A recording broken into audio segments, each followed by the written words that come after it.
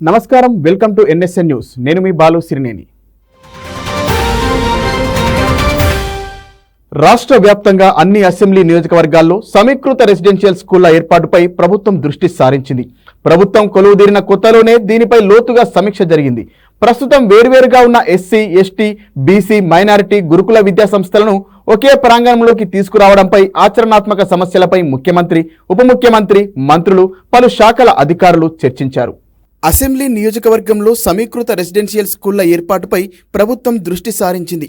విశాలమైన ప్రాంగణంలో వీటిని నిర్వహించడంలో ఉన్న అనుకూలతలు, ప్రతికూలతలపై రివ్యూ చేశారు. తరగతి గదులు, హాస్టళ్లు, అడ్మినిస్ట్రేటివ్ సెక్షన్, కొద్దిమంది అధికారులకు క్వార్టర్స్ తదితరాలన్నింటిపై చర్చించారు. భవనాలను కొత్తగా నిర్మించాల్సి ఉన్నందున ఒకే తరహా డిజైన్ ఉండేలా అధికారులకు సూచనలు చేశారు. ఆ ప్రకారం కొన్ని డిజైన్లు రెడీ అయ్యాయి. వాటిని CM Revanth Reddy, deputy CM బట్టి విక్రమార్క, చీఫ్ సెక్రటరీ శాంతికుమారి తదితరులు సమీక్షించారు.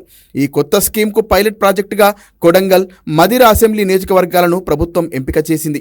తొలుత అక్కడ వీటిని నిర్మాణం చేసి ఆ తర్వాత దశల వారీగా అన్ని అసెంబ్లీ సెగ్మెంట్లను నిర్మించడానికి ప్రభుత్వం ఆలోచిస్తోంది.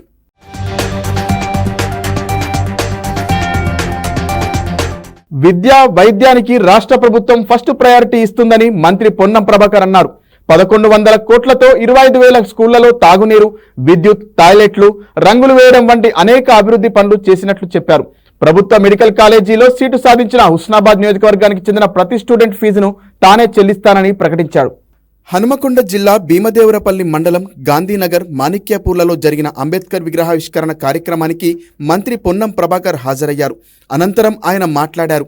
అంబేద్కర్ రాసిన రాజ్యాంగంలోని ఆర్టికల్ 3 కారణంగానే తెలంగాణ ఏర్పడిందన్నారు. రాజ్యాంగాన్ని రక్షించుకుంటేనే భవిష్యత్ బాగుంటుందన్నారు. ఒక పూట తిన్నా తినకపోయినా సీరియల్ చూడడం బంద్ చేసి పిల్లల చదువుకు ప్రాధాన్యం ఇవ్వండి అంటూ తల్లిదండ్రులకు సూచించారు. ప్రైవేట్ ఫీజుల నియంత్రణకు ప్రభుత్వం కమిటీ వేసిందన్నారు. గౌరవెల్లి ప్రాజెక్టును పూర్తి చేసి నీళ్లు ఇచ్చేందుకు ప్రయత్నాలు చేస్తున్నామని చెప్పారు. అంతకుముందు అంబేద్కర్ సంఘం జైభీం సభ్యులు భారీ ర్యాలీ నిర్వహించగా వారితో కలిసి మంత్రి పొన్నం ప్రభాకర్ పాల్గొన్నారు.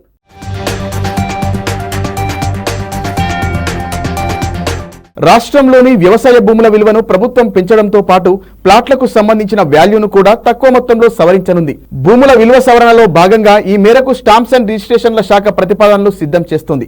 క్షేత్రస్థాయిలో బహిరంగ భూముల రేట్ల వివరాలను సేకరిస్తున్న అధికారులు ప్రభుత్వ మార్కెట్ వాల్యూకు మధ్య చాలా తేడా ఉన్నట్లు గుర్తించారు. దీంతో వ్యవసాయ భూముల రేట్లు 50% నుంచి 100% ఆ పైన పెరిగే అవకాశం ఉన్నట్లు కల్పిస్తోంది. రాష్ట్రంలోని పలు వ్యవసాయ భూముల ధరలను ప్రభుత్వం పెంచేందుకు యోచిస్తోంది. ఇదే సమయంలో ప్లాట్లకు సంబంధించిన వాల్యూను కూడా తక్కువ మొత్తంలో సవరించనుంది. భూముల విలువలను సవరించేందుకు గాను స్టాంప్స్ అండ్ రిజిస్ట్రేషన్ల శాఖ అందుకు సంబంధించిన ప్రతిపాదనలు సిద్ధం చేస్తోంది. అంతేకాకుండా ప్లాట్ల విలువ సవరణ విషయంలో మాత్రం అధికారులు ఆచితూచి వ్యవహరిస్తున్నారు. ప్లాట్ల విలువలు స్క్వేర్ ఫీట్ చాలా తక్కువగా సవరించేలా ప్రతిపాదనలు సిద్ధం చేస్తున్నారు. తద్వారా మధ్యతరగతి ప్రజలు అపార్ట్మెంట్లలో ప్లాట్లు కొనుగోలు చేసిన రిజిస్ట్రేషన్ ఫీజు భారం ఎక్కువ పడకుండా జాగ్రత్తలు తీసుకుంటున్నారు. దీంతో పాటు ప్రభుత్వ విలువ పెరిగితే ఆ మేరకు రియల్టర్లు బహిరంగ మార్కెట్ ధరను కూడా పెంచితే ప్లాట్ల ధరలు భారీగా పెరిగే అవకాశం ఉన్న నేపథ్యంలో ప్లాట్ల విలువలను పెద్దగా సవరించలేదు. ఖాళీ స్థలాలను సగటున 40% నుంచి 50% పెంచేలా ఏర్పాట్లు చేస్తుండగా ప్లాట్ల విలువను 15% వరకే సవరించనున్నట్లు తెలుస్తోంది. పెంచనున్న మార్కెట్ వాల్యూ ప్రతిపాదనలకు జూలై 1వ తేదీ నుంచి వెబ్సైట్లో అందుబాటులో పెట్టనున్నారు. జూలై 15 వరకు అభ్యంతరాలు, అభిప్రాయాలు తీసుకుంటారు. ఆగస్టు 1వ తేదీ నుంచి పెంచిన మార్కెట్ వాల్యూ అమల్లోకి రానుంది.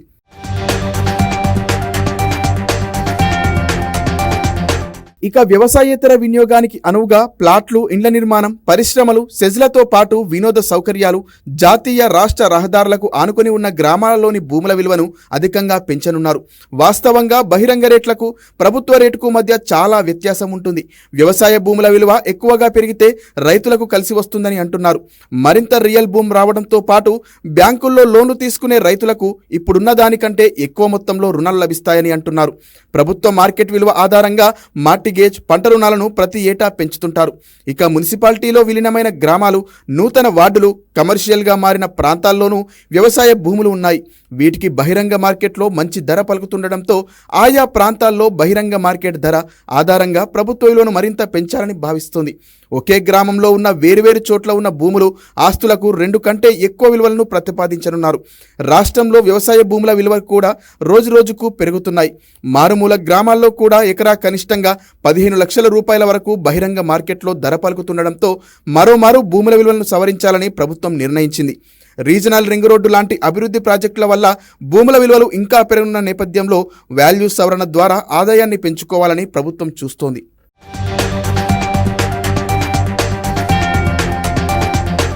రాష్ట్రంలో క్రీడారంగం అభివృద్ధికి ప్రభుత్వం ప్రత్యేక శ్రద్ధ తీసుకుంటుందని ఎక్సైజ్ శాఖ మంత్రి జూపల్లి కృష్ణారావు అన్నారు.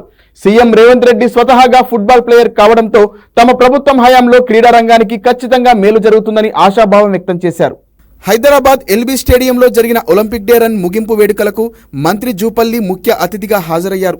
అట్టహాసంగా సాగిన ఒలింపిక్ డే రన్ హైదరాబాద్లో 5,000 మందికి పైగా రన్నర్లు ఉత్సాహంగా పాల్గొన్నారు. Charminar, Chadarghat victory playground, Saroor Nagar indoor stadium, Yousufguda indoor stadium, Gymkhana stadium, DPS Nacharam, Bowenpally, Basheerbagh నుంచి 8 బృందాలుగా మొదలైన రన్నర్లు ఎల్బీ స్టేడియం చేరుకొని పరుగుని పూర్తి చేశారు. ముగింపు వేడుకల్లో Olympic day run steering committee chairman MLC Mahesh Kumar Goud మాట్లాడుతూ రాబోయే బడ్జెట్లో క్రీడలకు ఎక్కువ నిధులు కేటాయించేలా కృషి చేస్తానని చెప్పారు. రాబోయే పారిస్ ఒలింపిక్స్లో పతకం సాధించే రాష్ట్ర క్రీడాకారులకు BMW కారును గిఫ్ట్గా ఇస్తానని తెలంగాణ బ్యాడ్మింటన్ సంఘం ప్రెసిడెంట్ చాముండేశ్వర్నాథ్ ప్రకటించారు.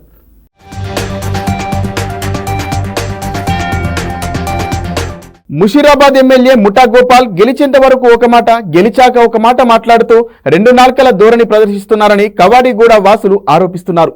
ఎన్నికల ముందు తమ బస్తీకి మంజూరు చేస్తామని చెప్పిన సిసి రోడ్లు, నూతన డ్రైనేజీ నిర్మాణం ఏమయ్యాయని ప్రశ్నించారు. వర్షాకాలంలో డ్రైనేజీలు పొంగి ఇళ్లలోకి వస్తుంటే తమ బతుకులు దినదిన గండంగా మారాయని వాపోయారు. సంక్షేమ పథకాలు అసలైన లబ్ధిదారులకు అందేలా చర్యలు తీసుకోవడం లేదన్నారు. ఎన్నికల్లో ఇచ్చిన హామీలపై ప్రశ్నిస్తే ఎమ్మెల్యే ముఖం చాటేస్తున్నారని చిత్రాల నగర్ కాలనీ వాసులు మండిపోతున్నారు.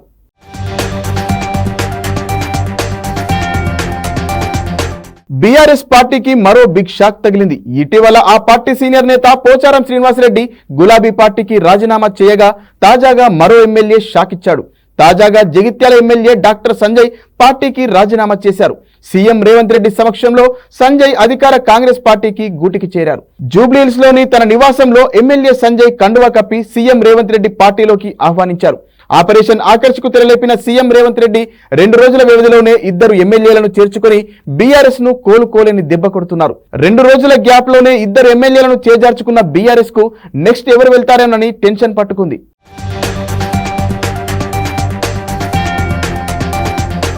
దేశ సమగ్రత, సమైక్యత కోసం తమ పార్టీ బీజేపీ పనిచేస్తుందని కేంద్ర బొగ్గు గనుల శాఖ మంత్రి జి కిషన్ రెడ్డి అన్నారు. నెహ్రూ ప్రధానిగా ఉన్న సమయంలో తీసుకొచ్చిన ఆర్టికల్ 370ని డాక్టర్ శ్యామ్ ప్రసాద్ ముఖర్జీ విభేదించినట్లు ఆయన చేసిన సేవలు, కార్యక్రమాలను కిషన్ రెడ్డి గుర్తు చేసుకున్నారు. ఆర్టికల్ 370ను డాక్టర్ శ్యామ్ ప్రసాద్ ముఖర్జీ విభేదించారని, తాను కేంద్ర మంత్రి పదవికి రాజీనామా చేశారని కేంద్ర మంత్రి కిషన్ రెడ్డి అన్నారు. ఆ తర్వాత భారతీయ జనసంఘ్ పేరుతో రాజకీయ పార్టీ పెట్టి ఆర్టికల్ 370కి వ్యతిరేకంగా ఉద్యమం చేపట్టారని గుర్తు చేశారు. శ్యామ్ ప్రసాద్ ముఖర్జీ వర్ధంతి సందర్భంగా బలిదాన్ దివస్ పురస్కరించుకొని బీజేపీ రాష్ట్ర కార్యాలయంలో ఆయన చిత్రపటానికి కిషన్ రెడ్డి నివాళులర్పించారు. అనంతరం కార్యాలయం ఆవరణలో మొక్కలు నాటారు. ఈ సందర్భంగా కిషన్ రెడ్డి మాట్లాడారు. ఒకే దేశంలో 2 రాజ్యాంగాలు, 2 ప్రధానులు, 2 జాతీయ చిహ్నాలు ఉండకూడదనే నినాదంతో ఆర్టికల్ 370 రద్దు కోసం ముఖర్జీ ఉద్యమించారన్నారు. అప్పట్లో దేశంలో జాతీయ జెండాగా త్రివర్ణ పతాకం ఉంటే జమ్మూ కాశ్మీర్కు ప్రత్యేక జెండా ఉండేదన్నారు. 75 ఏళ్ల తర్వాత దేశంలో ప్రధాని మోదీ నాయకత్వంలో ముఖర్జీ లక్ష్యం నెరవేరిందన్నారు. ఆర్టికల్ 370ని రద్దు చేసి జమ్మూ కాశ్మీర్లో అంబేద్కర్ రాజ్యాంగాన్ని అమలు చేస్తున్నామన్నారు.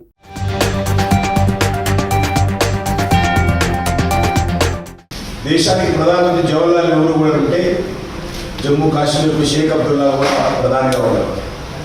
దేశానికి 3 రంగుల జెండా ఉంటే జమ్మూ కాశ్మీర్కు ప్రత్యేకమైనటువంటి జెండా ఉంది. దేశానికి డాక్టర్ బాబాసాహెబ్ అంబేద్కర్ రాజ్యాంగం ఉంటే జమ్మూ కాశ్మీర్లో జిన్నా రాజ్యాంగం ఉంది. దానికి వ్యతిరేకంగా డాక్టర్ శ్యామ్ ప్రసాద్ ముఖర్జీ గారు జనసంఘ్ అధ్యక్షులుగా పోరాటం చేసి మొదటి ఉద్యమంలోనే పార్టీ చేపట్టినటువంటి ఆ యొక్క పోరాటంలోని జమ్మూ కాశ్మీర్లో అరెస్ట్ కాబడి జైల్లో మరి ఆయన బలిదానం కావడం జరిగింది. కాబట్టి ఆ రకంగా దేశ సమగ్రత కోసం, సమైక్యత కోసం ప్రారంభించినటువంటి భారతీయ జనతా పార్టీ దేశ యొక్క సార్వభౌమాధికారాన్ని పరిరక్షించడం కోసం బలిదానం చేసినటువంటి చరిత్ర భారతీయ జనసంఘ్ మొదటి అధ్యక్షుడు డాక్టర్ శ్యామప్రసాద్ ముఖర్జీ గారు. వారి వర్ధంతి సందర్భంగా ఈరోజు మేము ఘనమైనటువంటి నివాళులు అర్పిస్తూ ఉన్నాము. ఎందుకంటే ఏ లక్ష్యం కోసమైతే భారతీయ జనసంఘ్ స్థాపించడం జరిగిందో, ఏ సమస్య మీదనైతే వారు బలిదానం చేయడం జరిగిందో, ఏ సమస్య మీదైతే వారు మొదటి ఉద్యమం చేపట్టారో, ఈరోజు సరిగ్గా మరి 75 సంవత్సరాల తర్వాత నరేంద్ర మోడీ గారి నాయకత్వంలో ఆర్టికల్ 370 జిన్నా రాజ్యాంగాన్ని రద్దు చేసి డాక్టర్ బాబాసాహెబ్ అంబేద్కర్ రాజ్యాంగాన్ని జమ్మూ కాశ్మీర్లో అమలు చేస్తున్నాము.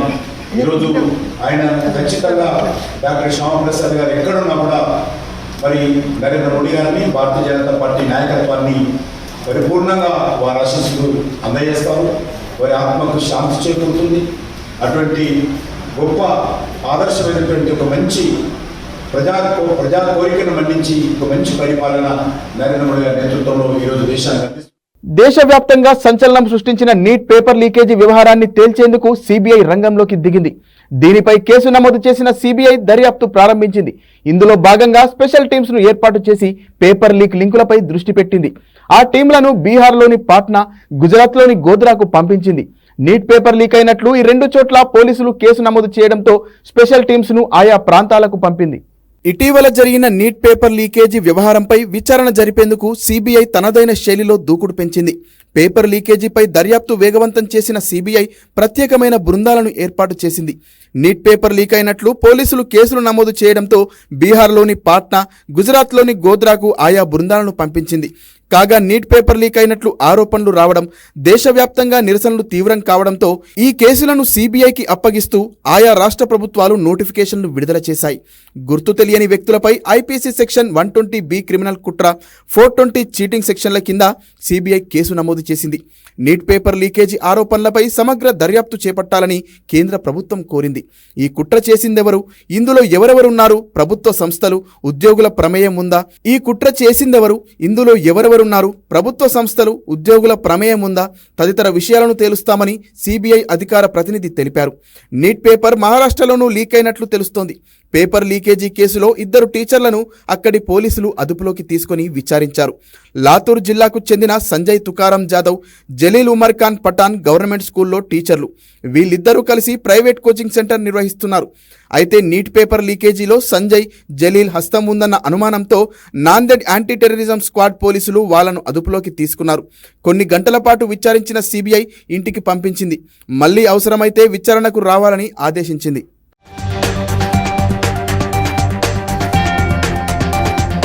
తెలంగాణ ఇంటర్ అడ్వాన్స్డ్ సప్లిమెంటరీ పరీక్షల ఫలితాల విడుదలకు రంగం సిద్ధమైంది. సమాధాన పత్రాల మూల్యాంకనం పూర్తి చేసిన ఇంటర్ బోర్డు ఫలితాలను ఇవాళ విడుదల చేయనుంది.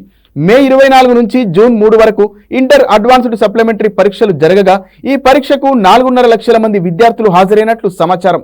వీరిలో ఈ పరీక్షల్లో ఫెయిల్ అయిన వారితో పాటు మార్కుల ఇంప్రూవ్మెంట్ కోసం రాసిన విద్యార్థులున్నారు.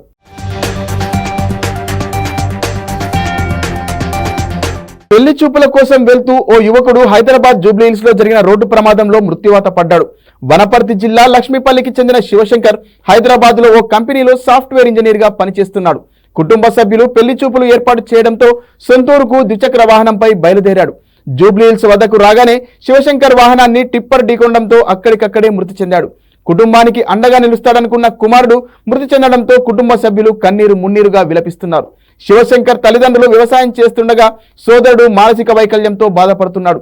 బాధితుడు 2 నెలల క్రితమే తనకు ఇష్టమైన ద్విచక్ర వాహనాన్ని కొనుగోలు చేసినట్లు కుటుంబ సభ్యులు తెలిపారు.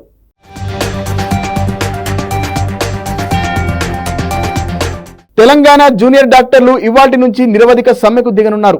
ఈ మేరకు జూడాల సంఘం రాష్ట్ర అధ్యక్షుడు డాక్టర్ సిహెచ్జి సాయిశ్రీ హర్ష, ప్రధాన కార్యదర్శి డాక్టర్ ఐజాక్ న్యూటన్ ఒక ప్రకటనలో తెలిపారు. రాష్ట్ర వ్యాప్తంగా జూనియర్ డాక్టర్లు అంతా ఈ సమ్మెలో పాల్గొంటారని ప్రకటించారు. అవుట్ పేషెంట్ సేవలు, సర్జరీలు, వార్డు డ్యూటీలను పూర్తిగా బహిష్కరిస్తామన్నారు. వైద్య ఆరోగ్య శాఖ అధికారులతో అనేక చర్చలు జరిగినప్పటికీ తమ డిమాండ్లకు పరిష్కారం దొరకలేదని ఆవేదన వ్యక్తం చేశారు. తప్పని పరిస్థితుల్లోనే ఈ సమ్మెకు దిగాల్సి వస్తుందని, తమ సమస్యలను సమగ్రంగా పరిష్కరించేందుకు సమ్మె కొనసాగుతుందని వారు స్పష్టం చేశారు. రోగులు, సాధారణ ప్రజలకు కలిగే అసౌకర్యం పట్ల తాము చింతిస్తున్నామని, అత్యవసర సేవలు యథావిధిగా కొనసాగుతాయన్నారు.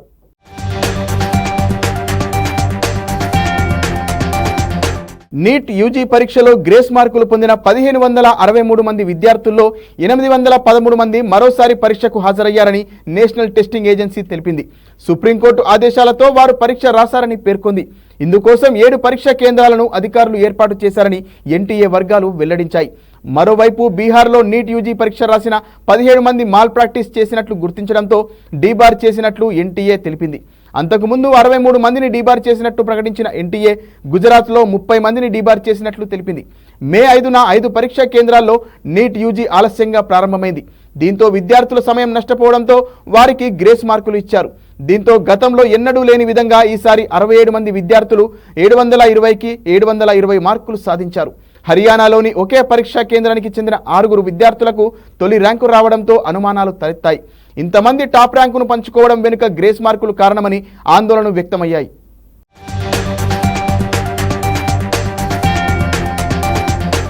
ఎన్నికల వేళ ప్రజలకు ఇచ్చిన హామీలను నెరవేర్చే దిశగా ఏపీ ప్రభుత్వం అడుగులేస్తోంది. తమ ప్రభుత్వాన్ని అధికారంలోకి తీసుకొచ్చిన ప్రజలకు సంక్షేమ ఫలాలు అందించేందుకు కూటమి ప్రభుత్వం అధికారులతో కలిసి కసరత్తు చేసింది. ఎన్నికల హామీలలోని ఇంటింటికి పెన్షన్ హామీని నెరవేరుస్తూ జూలై 1న అర్హులైన లబ్ధిదారులకు పెన్షన్ను అందించనుంది ఏపీ ప్రభుత్వం. ఏపీలో కొత్తగా ఏర్పడిన కూటమి ప్రభుత్వం ఎన్నికల్లో గెలిచేందుకు ప్రజలపై హామీలతో కూడిన వర్షం కురిపించింది. అయితే అధికారంలోకి వచ్చిన ప్రభుత్వం జూలై 1న ఇంటింటికి పెన్షన్ పంపిణీ దిశగా కసరత్తు చేస్తోంది. ఎన్నికలకు ముందు హామీ ఇచ్చినట్లుగానే వృద్ధాప్య పెన్షన్ 4,000కు, దివ్యాంగుల పెన్షన్ 6,000కు, పూర్తిస్థాయి దివ్యాంగులకు 15,000కు, అనారోగ్యంతో బాధపడే వారికి 10,000కు పెంచుతూ ఆదేశాలు జారీ చేసింది. అయితే పెన్షన్ పంపిణీ వాలంటీర్ల ద్వారా చేయాలా లేక ప్రభుత్వ సిబ్బంది చేత చేయించాలా అన్న దానిపై ఇంకా క్లారిటీ రాలేదు. ఈ అంశంపై ఇవాళ జరిగే కేబినెట్ సమావేశంలో క్లారిటీ రానుంది. ఆర్థిక మంత్రి పయ్యావుల కేశవ్ పెన్షన్ పంపిణీపై స్పందిస్తూ పెంచిన విధంగా పెన్షన్ పంపిణీ చేయడానికి ఎలాంటి ఇబ్బందులు లేవని అన్నారు. జూలై 1న సీఎం చంద్రబాబు చేత పెన్షన్ పంపిణీ కార్యక్రమాన్ని ప్రారంభించాలని కూటమి నేతలు ఆలోచిస్తున్నారని సమాచారం.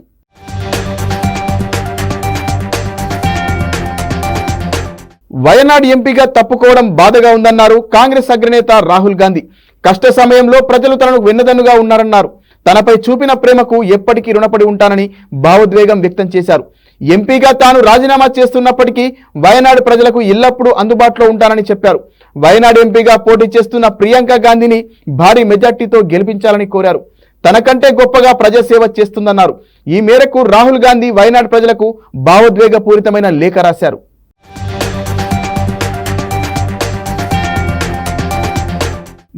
నెట్ పరీక్షల నిర్వహణపై దేశవ్యాప్తంగా వ్యతిరేకత, ఆందోళనలు జరుగుతున్నాయి. ఈ వ్యవహారంపై నేషనల్ టెస్టింగ్ ఏజెన్సీ తీవ్ర విమర్శలు ఎదుర్కొంటోంది. నెట్ పరీక్షల నిర్వహణలో ఫెయిల్ అయిన National Testing Agency chief Subodh Kumar పై కేంద్రం వేటు వేసింది. ఆయనను ఎన్డీఏ డీజీ బాధ్యతల నుంచి తప్పించిన కేంద్రం సిబ్బంది వ్యవహారాల శాఖలో రిపోర్టు చేయాలని ఆదేశించింది. ఎన్డీఏ ద్వారా నిర్వహించే పరీక్షలు పారదర్శకంగా జరిగేందుకు తీసుకోవాల్సిన చర్యలపై ఇన్పుట్స్ ఇచ్చేందుకు మాజీ ఇస్రో చీఫ్ కె రాధాకృష్ణన్తో కూడిన 7 సభ్యుల కమిటీని కేంద్ర విద్యా మంత్రిత్వ శాఖ ఏర్పాటు చేసింది. ఎన్డీఏ చీఫ్ సుబోధ్ కుమార్ను విధుల నుంచి తప్పిస్తూ కేంద్ర ప్రభుత్వం ఆయన స్థానంలో విశ్రాంత ఐఏఎస్ అధికారి ప్రదీప్ కారోలాను నియమించింది.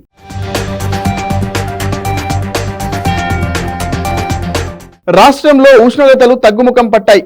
దీంతో హైదరాబాద్ వాతావరణ శాఖ 2 రోజుల పాటు రెయిన్ అలర్ట్ ప్రకటించింది. రానున్న 2 రోజుల పాటు పలు జిల్లాలలో మోస్తారు నుంచి భారీ వర్షాలు కురిసే అవకాశం ఉందని వాతావరణ శాఖ తెలిపింది.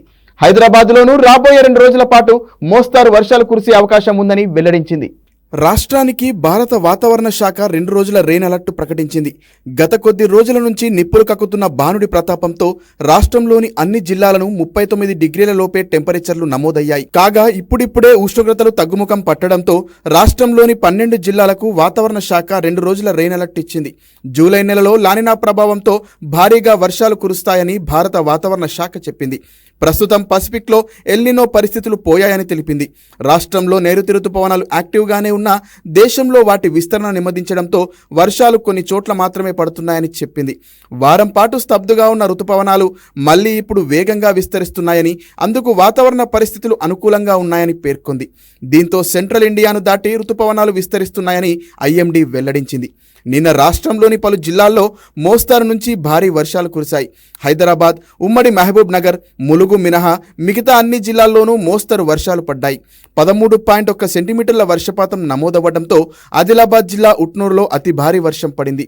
నల్గొండ జిల్లా గుడాపూర్లో 4.8, నారాయణపేట జిల్లా కోస్గిలో 4.5, సూర్యాపేట జిల్లా ఫణిగిరిలో 4.3, మంచిర్యాల జిల్లా దేవులవాడలో 3.3 సెంటీమీటర్ల చొప్పున వర్షపాతం నమోదైంది. మిగతా జిల్లాల్లో 3 సెంటీమీటర్ల కన్నా తక్కువ వర్షం కురిసింది.